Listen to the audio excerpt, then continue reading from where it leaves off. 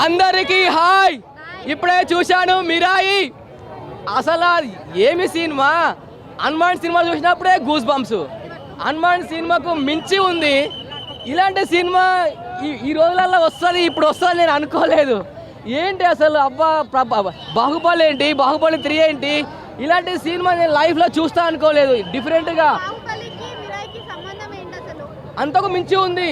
బాహుబలి ఒకప్పుడు మనకు మించి, దానికి మించి ఉంది. అసలు మనోజ్ గారు ఫైట్లు ఏంటి, ఆ 9 గ్రంథాల గురించి సినిమా తీశారన్న. 9 గ్రంథాలు ఏదో చూపిస్తారు. 9 గ్రంథాలు చదవడం వల్ల తంత్ర మంత్రాలు అనేది చాలా పూర్వం ఎలా ఉండేది, దేవుళ్ళు ఎలా ఉండేవాళ్ళు, చాలా అంటే చాలా బాగుంది. ఇలాంటి సినిమా నేను లైఫ్లో చూస్తా అనుకోలేదు. ఇలాంటి సినిమా మళ్ళీ వస్తుందో రాదో తెలియదు, కానీ ప్రతి ఒక్క ఫ్యామిలీస్ చెప్తున్నా, బల్ల గుద్ది చెప్తున్నా, ఇలాంటి సినిమా మీరు చూసింటారు. లాస్ట్లో ఉంటుంది చూడు, శ్రీరాముడి ఎంట్రీ. ఆ ఎంట్రీకి ఒక్కొక్కరి గూస్ బంప్స్, థియేటర్ మొత్తం అల్చలు, దుమ్ము దుమ్ము లేపారు.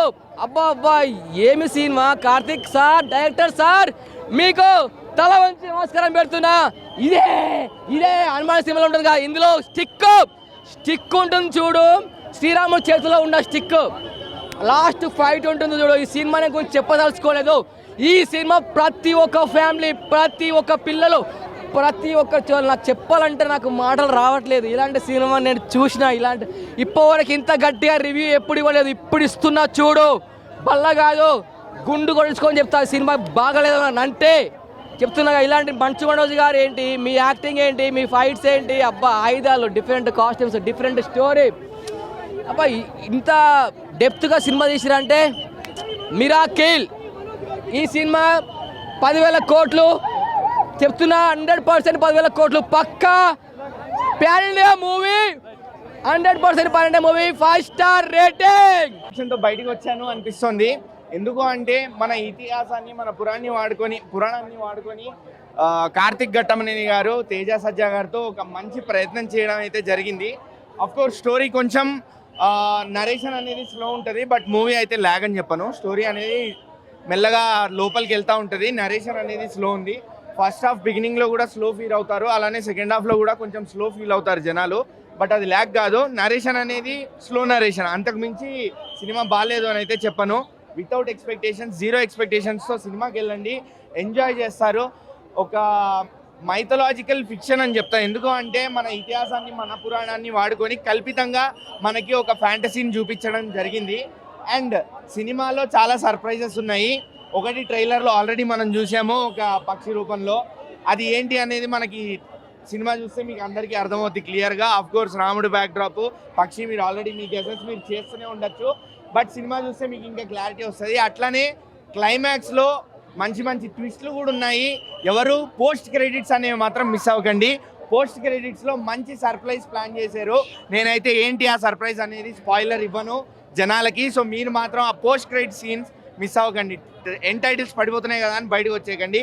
మంచి పోస్ట్ క్రెడిట్ సీన్ ఉంది. అట్లానే మంచు మనోజ్ గారు ఒక ఫియరీ కంబ్యాక్ అని చెప్తాం మంచు మనోజ్ గారికి.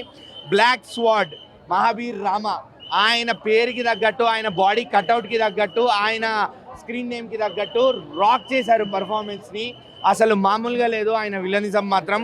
అండ్ తేజ సజ్జా, అసలు ఏం చెప్పాలో కూడా అర్థం కావట్లేదు తేజ సజ్జా గురించి. చిన్నప్పటి నుంచి ఇంత బుడ్డ పోరోడ్లాగా చూస్తూ పెరిగాము. ఇప్పుడేమో పెద్ద పెద్ద సినిమాలు, పెద్ద పెద్ద పాన్ ఇండియా లెవెల్లో, అట్లనే మొన్న సూపర్ హీరో, ఇప్పుడేమో super Yodha. Absolutely killing it on big screens Teja Sajja గారు మాత్రము. బ్యూటిఫుల్ పర్ఫార్మెన్స్, యాక్టింగ్ కానివ్వండి, మూవీలో ఉన్న కెమిస్ట్రీ కానివ్వండి, కో యాక్టర్స్తో ఆయనకున్న బాండింగ్ కానివ్వండి, everything worked out so beautifully. And Harigowda గారు బ్యాక్గ్రౌండ్ మ్యూజిక్ మాత్రం తీసేశారు. ఆ సీన్కి మీకు ఆ జనాలని మీరు కళ్ళకు కట్టినట్టు సీన్ని చూపించాలి అంటే ఆయన బ్యాక్గ్రౌండ్ మ్యూజిక్ చాలా బాగా ఉపయోగపడింది. బ్యాక్గ్రౌండ్ మ్యూజిక్తో ఆకట్టుకున్నారు. అండ్ విఎఫ్ఎక్స్ విషయానికి వస్తే మాత్రం టాప్ నాచ్ వర్క్. అంటే మీకు ఎట్లా అంటే ఎక్కడ ఇది ఏదో చిన్న మూవీ ఆడుతూ పాడుతూ తీసేశారు అన్నట్టు ఎక్కడ అనిపించదు. ఆ విఎఫ్ఎక్స్ చూస్తే అంత మంచి విఎఫ్ఎక్స్ కనిపిస్తుంది.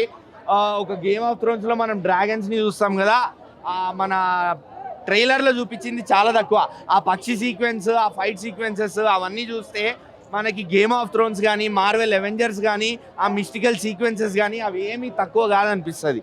అంత బాగుంది. విఎఫ్ఎక్స్ కూడా అసలు పేరు పెట్టడానికి లేదు. మేబీ జనాలు కొంచెం స్లో అని ఫీల్ అవుతారు, ల్యాగ్ అంటారు, కానీ అది స్లో కాదు. నరేషన్ అనేది స్లోగా వెళ్ళింది. బ్యూటిఫుల్ స్క్రీన్ ప్లే అది.